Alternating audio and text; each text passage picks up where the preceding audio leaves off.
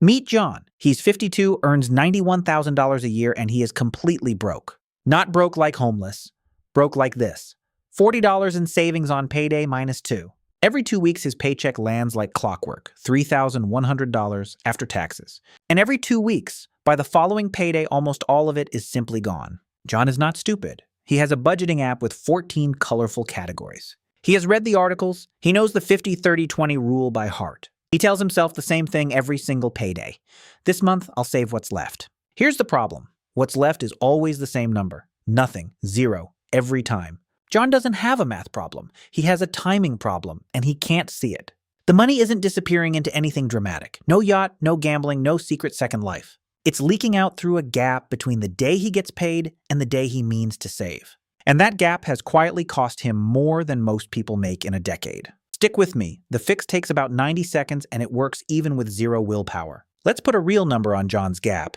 It is not small and it is not rare. In 2025, roughly 62% of American adults said they live paycheck to paycheck. That's not just low earners. 65% of millennials and 72% of Gen Z say the same. And the national personal savings rate? It's been crawling around 3 to 4% of income. For years, Americans have saved less than 4 cents of every dollar they earn. Back in 2020, that number briefly hit 15%, then it collapsed right back down. So this isn't a John problem, it's a design problem, baked into how we all get paid. Money arrives in one big lump, and then it faces a 2-week gauntlet of temptation. The system isn't evil, it's just built for spending, and spending is exactly what it does best. Rent, groceries, a subscription you forgot, a dinner out, a sale you couldn't skip. By the time you think about saving, the paycheck has been spent by 100 tiny decisions. Most people respond by trying harder. More discipline, more willpower, a stricter spreadsheet. And most people fail, over and over, then quietly blame themselves for being bad with money. But you are not bad with money. You are fighting a system designed to separate you from it.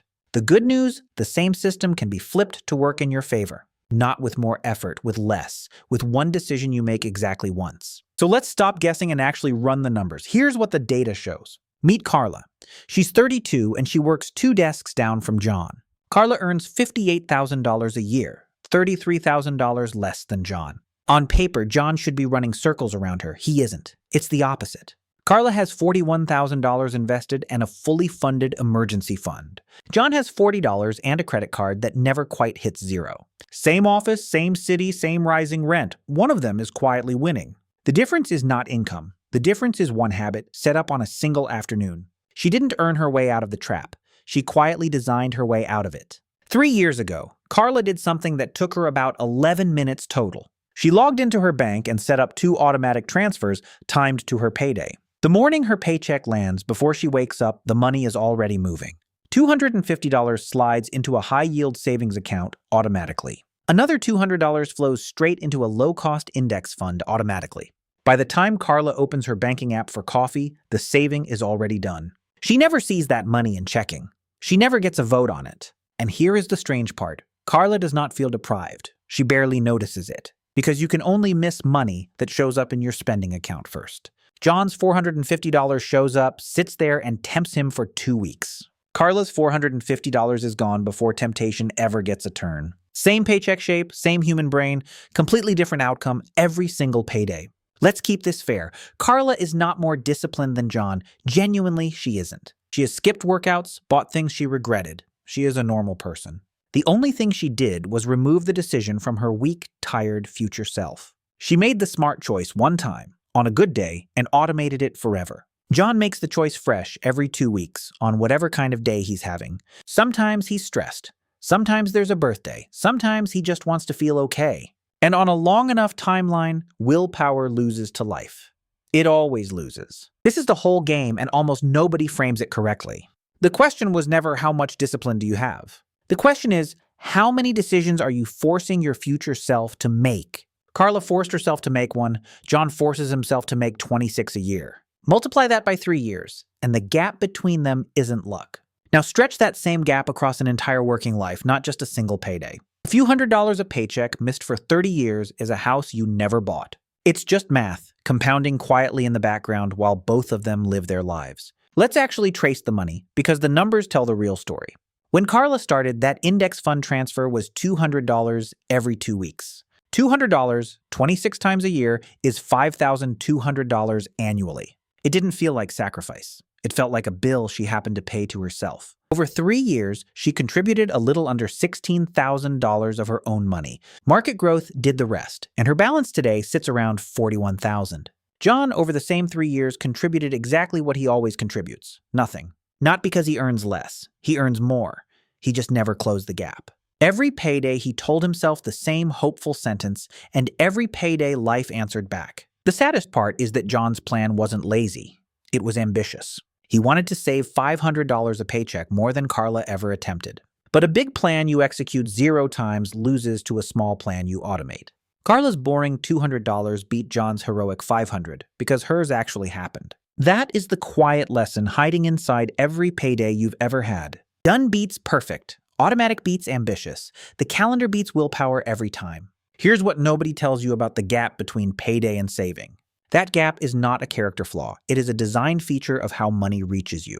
Your paycheck arrives as one big, spendable lump in one easily accessible account. From that second, every dollar is available to every impulse you'll have for 2 weeks. Marketers understand this far better than you do, and they design every checkout around it. One-click buttons, saved cards, and free shipping all shrink the distance between want and spend. Behavioral economists have a name for this. They call it present bias. Your brain wildly overweights the reward you can have right now. A coffee today feels vivid and real. Retirement feels like a rumor about a stranger. So when the money is sitting in checking, today always wins the argument. The transfer you meant to make tomorrow keeps quietly losing to the thing you want now. This is why Save What's Left Over is the single worst savings plan ever invented. There is never anything left over. Spending expands to fill whatever it can reach. The fix is almost embarrassingly simple. You shrink the gap to 0. You schedule the transfer for the same day or even the same hour, your paycheck lands.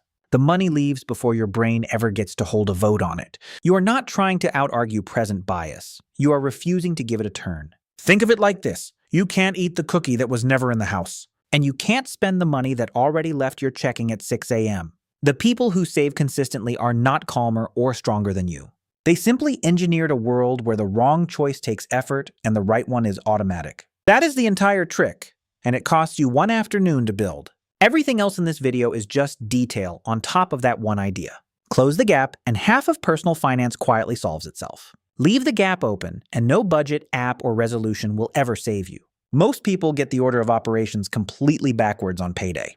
They pay every bill, spend on wants, and then try to save whatever survives. Flip it. The correct order runs almost exactly opposite to what feels natural. Step 1, the moment you're paid, is capturing any free money on the table. Step 2 is a small emergency fund, so one flat tire doesn't become debt. Step 3 is killing high-interest debt. No investment reliably beats a 24% card. Step 4 is investing for the future, automatically, before you touch a dollar for fun. Only after all of that do you spend guilt-free on whatever's left. Let me show you this with 2 more people because the order changes everything. Meet Diana. She's 34, responsible, carrying $11,000 in credit card debt. Diana was proudly investing $300 a month while that card charged 24%. It felt productive. It felt like adulting. The math, unfortunately, disagreed completely. Her investments earned maybe 7% while her debt quietly bled 24%. She was running up an escalator that was moving down faster than she climbed. For Diana, the best payday investment was paying that card, and it wasn't close. Now meet Maya. She's 28, debt-free with exactly $0 set aside for emergencies. Maya was investing every spare cent, which sounds great until the car breaks down. When it did, she sold investments at a loss and reached for a credit card. Maya skipped step 2, and step 2 exists to protect steps 3 and 4. The order is not bureaucracy. It is a set of walls that protect your progress. Free money first, then a cash cushion, then expensive debt, then long-term investing, then life. Memorize that order, because every dollar you earn will eventually ask you where it should go. Get the order right, and every payday dollar goes exactly where it earns the most. Get it wrong, and you can work hard, save real money, and still go nowhere. Here's the free money almost everyone walks right past on payday. If your job offers a 401k match, that is not a perk, it is part of your pay. A common match is 50 cents on the dollar, up to 6% of your salary. On a $60,000 income, that's $1,800 a year handed to you. Skip it, and you didn't save money. You took a voluntary pay cut and called it thrift. It's an instant, guaranteed 50% return on the first dollars you save. There is no legal investment on earth that reliably pays 50% overnight. Your employer match does every single payday, and most people leave it sitting there. John, our 52-year-old, left his match on the table for 11 years. His company offered 3%, and he kept meaning to sign up. 11 years of roughly $2,000 a year is $22,000. Ignored. And that's before growth. With modest returns, it's north of $40,000 gone. $40,000 not lost to a crash, but to a form he never filed. That is the brutal cost of a decision deferred, payday after payday after payday. So the very first move, before saving anything else, is capturing the full match. It comes out automatically, straight from your paycheck before the money ever reaches you. It is the purest version of the gap trick. You never see it, so you never miss it. If you do nothing else after this video, do this one thing this week. Find out your match and contribute at least enough to capture all of it. It is the closest thing to free money the financial world will ever offer you. Turning it down is like refusing part of your salary because the paperwork felt annoying. Here's what actually happens when you rely on willpower instead of automation. For decades, the advice was simple. Just be disciplined. Just want it more. Then two economists ran an experiment that quietly demolished that whole idea. Richard Thaler and Shlomo Benartzi studied real workers at a real company. These workers said they wanted to save more, but somehow never got around to it. Sound familiar? It's John every payday in an academic paper. The workers weren't lazy and they weren't stupid, and neither, by the way, are you. They were simply human, and human brains discount the future almost automatically. So the economists tried something clever. They stopped fighting human nature and used it. Instead of asking people to save more today, which hurts, they asked for later. Workers agreed to put a slice of their future raises straight into savings. Saving out of a raise you don't have yet doesn't feel like losing anything. The result was staggering, one of the most cited findings in behavioral economics. The average savings rate jumped from 3.5% to 11.6%. That happened in about 28 months, and over 4 years it nearly quadrupled. These were not more disciplined people. They were the same people in a better system. 78% of those offered the plan said yes and stuck with it. Read that again. The problem was never the person. It was always the design. When saving required a fresh act of willpower, it didn't happen. When it was automatic and pre-committed, it happened almost by itself. This is the science underneath everything I'm telling you today. You are not weak for failing to save through discipline alone. Discipline was the wrong tool. The winners didn't outmuscle temptation. They built a system where temptation never got a vote. You can build that exact same system this week in about one afternoon. Willpower is a battery that drains by noon. Automation is a machine that never sleeps. Let me show you the math of one boring automated transfer over time. Say you automate $200 every payday into a simple index fund. Paid every 2 weeks, that's 26 transfers, or $5,200 a year. It's not a heroic number. It's a couple of dinners out you'll never miss. Now let that run for 30 years at a 7% average return. 7% is not a fantasy number. It's roughly the long-run stock market average. Your own contributions over that time add up to $156,000. But the balance at the end is not $156,000. It's roughly $490,000, almost $500,000. More than $300,000 of that came from growth, not from you. That is compounding, and it only rewards money that actually showed up early. Here's the part that should sting in a useful way. John wanted to save more than that. His plan was bigger than Carla's. But a plan executed 0 times returns exactly $0 forever. Carla's modest automatic $200 is quietly building that $500,000. John's ambitious $500 saved only in his imagination builds nothing. The market does not reward intentions. It rewards deposits that were actually made. The most reliable way to make deposits is to remove yourself from the decision. Every payday you wait is not a neutral pause. It is a withdrawal from your future. The transfer you skip today isn't $200. 30 years out, it was nearly $1,000. That's the real exchange rate of the gap, and almost no one does the conversion. Automate the small number now, and let 3 decades of compounding do the heavy lifting. Here's why the percentage matters far more than the dollar amount. Most people set a savings number once and then leave it frozen for a decade. They start at $50 a paycheck, get 3 raises, and still save $50. Their lifestyle grows with every raise, but their saving stays exactly where it started. This is called lifestyle creep, and it is how high earners stay broke. The fix is to save a percentage, not a fixed dollar amount. When you think in percentages, every raise automatically lifts your saving too.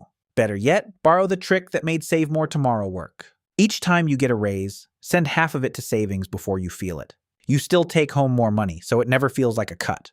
But your savings rate climbs quietly, year after year, without a painful decision. Start at even 1% if that's all you can manage today. Then nudge it up 1 point every few months or with every raise. You will barely feel each step, but the direction is everything. A saver going from 3 to 15% over a few years changes their entire life. And they do it without ever white-knuckling a budget or hating their existence. The amount you start with almost doesn't matter. The trajectory is what compounds. A tiny automated habit that grows will always outrun a big intention that never moves. 1% automated and rising beats a heroic 20% you quit in a month. Pick a percentage, automate it, and promise yourself one thing. Every raise gets shared with your future self before your lifestyle ever sees it. Here's the simple machine that makes all of this run on its own. You don't need 14 budget categories or a color-coded spreadsheet. You need 3 accounts and 2 automatic transfers. That's the entire system. Account 1 is your checking, where your paycheck lands and your bills live. Account 2 is a high-yield savings account for your emergency fund and short-term goals. Account 3 is an investment account, a 401k, an IRA, or a low-cost brokerage. On payday, one transfer moves money to savings and one moves money to investing. Both are scheduled for the same day the paycheck arrives, ideally the same morning. If your employer allows it, split the direct deposit itself so the money never lands together. Some paychecks can be divided across 3 accounts automatically before a single dollar hits checking. You set this up one time on a calm afternoon, and then you leave it alone. Maya, our 28-year-old, runs this exact setup and checks it about once a month.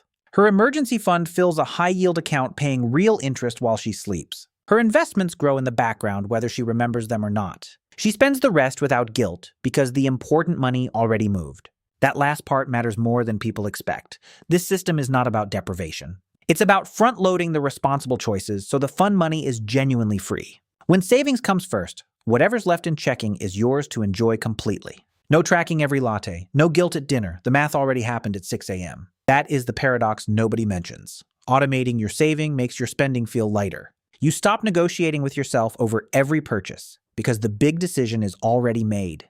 3 accounts, 2 transfers, 1 afternoon of setup, a lifetime of quiet progress. It really is that boring, and boring is exactly why it works. Now here's the twist that flips this whole video on its head. Everything I've told you sounds like it's about money. It isn't really. The people who build wealth are not the ones who care about money the most. They're often the ones who think about it the least, day to day. That sounds completely backwards, I know, so let me explain it slowly and carefully. John thinks about money constantly. He agonizes over every payday. He feels guilt at checkout, anxiety at the ATM, shame when he checks his balance. And after all that mental effort, he has $40 to show for it. Carla barely thinks about money at all.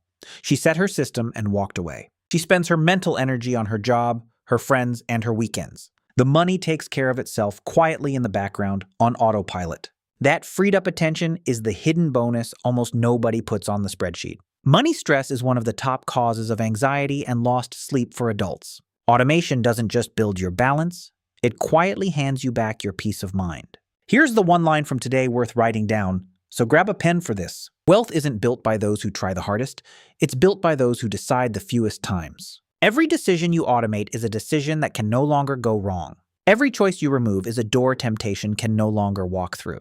This is why willpower-based saving feels exhausting and still fails. You are spending an enormous amount of energy every payday, only to lose ground slowly. Automation flips it. You spend almost no energy and win by default. The goal was never to become a more disciplined person. The goal is to need less discipline to reach the same place. So please, stop trying to white-knuckle and grind your way to wealth. Stop treating every payday like a test of character you keep failing. Build the machine once, on a good day, and let it carry you on the bad ones. The bad days will come, and your system has to survive them without you. The strongest plan is the one that works even when your motivation is at 0. Motivation is a guest that visits sometimes, but your system is the house it lives in. That's not a loophole. That's the entire secret, and almost nobody uses it. John still has time, by the way. 52 is not too late to build the machine. The best day to close the gap was his first paycheck. The second best day is his next one. And the same is true for you, whatever your balance says tonight. So let's bring this all the way back to your next payday. You don't need a new budget, more willpower, or to earn more first. You need one calm afternoon and about 11 minutes of setup. Do not wait for a perfect budget or a bigger paycheck to begin this. Start with whatever you can automate today, even if it honestly feels almost too small. Open your bank, schedule 1 transfer to savings and 1 to investing, time to payday. Capture your full employer match. That's the closest thing to free money you'll ever get. Start with a percentage you barely notice and promise to raise it with every raise. Then close the app and go live your life, because the machine has it from here. That's the whole thing. Not sexy, not complicated, just quietly, relentlessly effective. The difference between John and Carla was never income, intelligence, or discipline. It was one afternoon, one decision, and the humility to stop trusting a tired future self. If this showed you something about your money you hadn't seen, subscribe to Desmond Wealth. We break down the hidden math behind the financial decisions you face every day. And the next time you feel guilty for lacking willpower, remember this. You were never supposed to win with willpower. You were supposed to build a system. Do the math, close the gap, and make the decision that matches your reality, not a sales pitch. Your future self isn't asking for heroics, just one automatic transfer starting this payday.